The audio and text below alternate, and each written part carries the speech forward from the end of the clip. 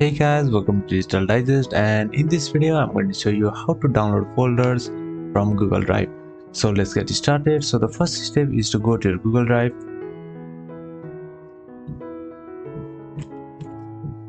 So there will be the case where you want to download the folder in one go instead of downloading all the files in the folder. So here, after we are in our Google Drive, select the folder, and over here you can see our folder. So if you want to download this, all you have to do is click on this three dot icon, and here you can see the option for download.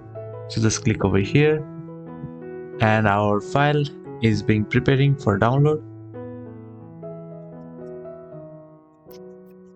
Alright, so our file has been already zipped, so now it is automatically downloading over here.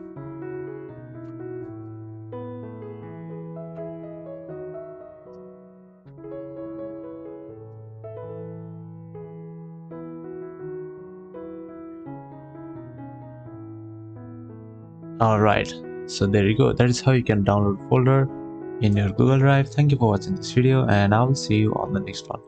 Also, don't forget to subscribe to our channel for more videos like this.